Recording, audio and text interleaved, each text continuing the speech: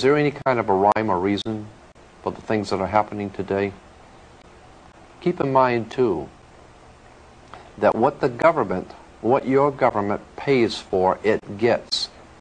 If you are paid to do something for the government, they will extract from you exactly what they have paid for. When we understand that, then we look at universities and schools, government-financed institutions of education, and see the kind of students and the kind of education that's being turned out by these government-financed schools. Logic will tell you that if what is being turned out in those schools was not in accord with what the state and the federal government wanted, then it would change it. The bottom line is that the government is getting what they have ordered. They're getting what they have paid for.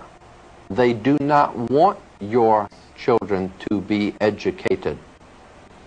They do not want you to think too much. That is why our country and our world has become so proliferated with entertainments, mass media, game shows, television shows, amusement parks, drugs, alcohol, and every kind of entertainment to keep the human mind entertained, so that you don't get in the way of important people by doing too much thinking. You had better wake up and understand that there are people who are guiding your life and you don't even know it. And all American citizens, I think, have suspected something like this is going on. But we're all too busy trying to stay alive and live our lives. And after all, what can one person do about it? One person can do nothing. But a nation educated can do much.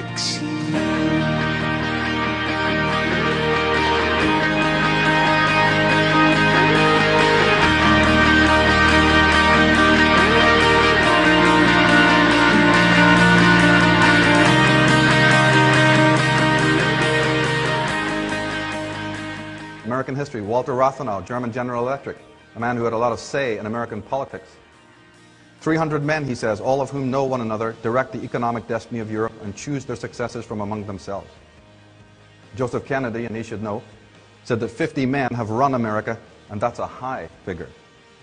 Benjamin Disraeli, the first Jewish Prime Minister of England, who spent his life uncovering the network of subversive organizations, said the world is run by very different personages from what is imagined by those who are not behind the scenes.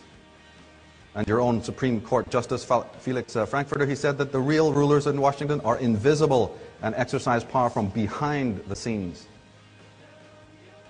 Senator Inouye says that there exists a shadowy government with its own air force, its own navy, its own fundraising mechanism, and the ability to pursue its own ideals of the national interest, free from all checks and balances, and free from the law itself. Hell, they created the law. You think they're bound by it? Think again. You're bound by it. They'll kick your door in. But you can't even stop them from the atrocities they're perpetrating on the world. Not yet, anyway.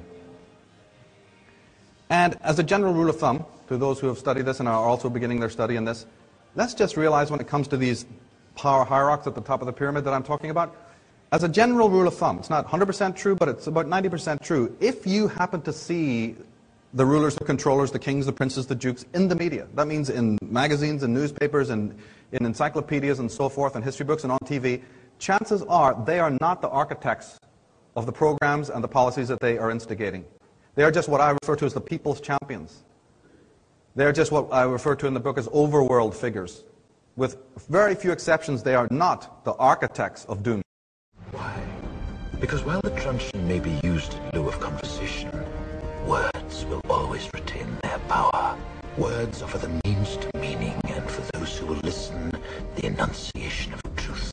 And the truth is, there is something terribly wrong with this country, isn't there? Cruelty and injustice, intolerance, depression. And where once you had the freedom to object, to think and speak as you saw fit, you now have censors and systems of surveillance coercing your conformity and soliciting your submission. We need cameras. How did this happen? Who's to blame?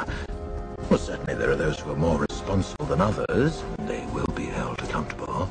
But again, truth be told, if you're looking for the guilty, You need only look into a mirror.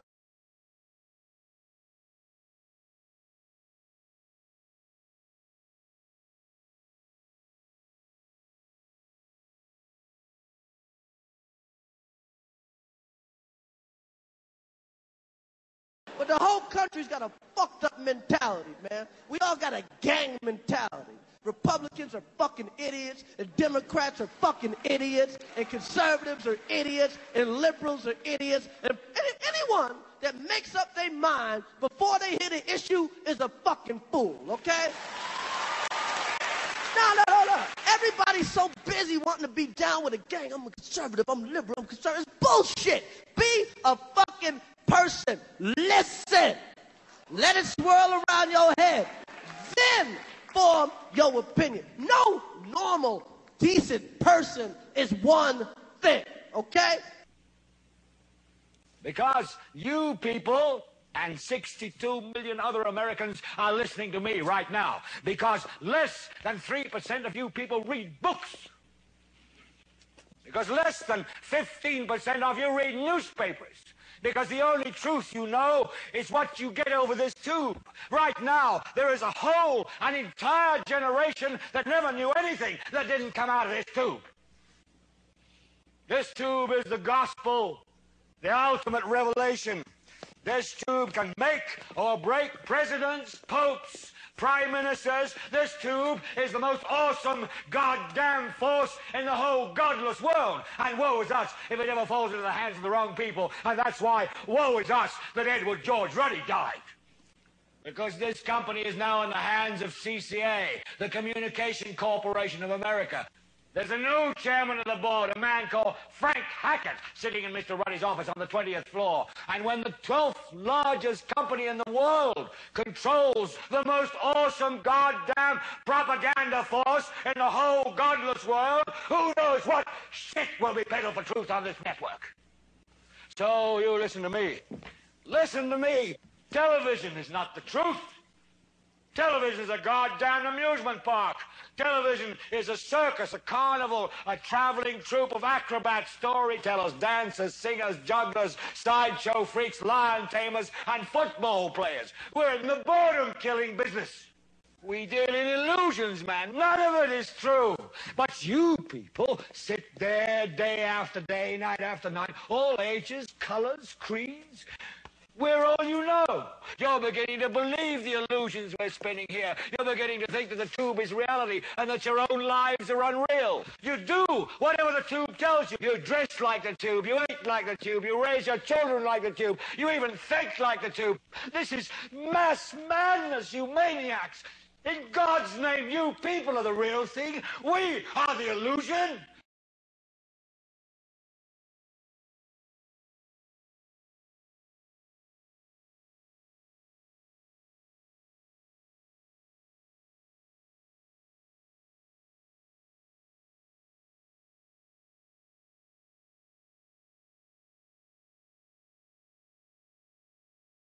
The world is like a ride at an amusement park, and when you choose to go on it, you think it's real, because that's how powerful our minds are. And the ride goes up and down and round and round. It has thrills and chills, and it's very brightly colored, and it's very loud, and it's fun for a while.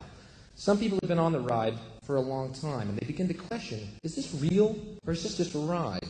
And other people have remembered, and they come back to us, and they say, hey, don't worry, don't be afraid, ever, because this is just a ride. And we kill those people. Shut him up. We have a lot invested in this ride. Shut him up. Look at my furrows of worry. Look at my big bank account and my family. Has to be real. It's just a ride. But we always kill those good guys who try and tell us that. You ever notice that? And let the demons run amok? But it doesn't matter because it's just a ride. And we can change it anytime we want. It's only a choice. No effort, no work, no job, no savings of money. A choice right now between fear and love. The eyes of fear want you to put bigger locks on your door, buy guns, close yourself off. The eyes of love instead see all of us as one.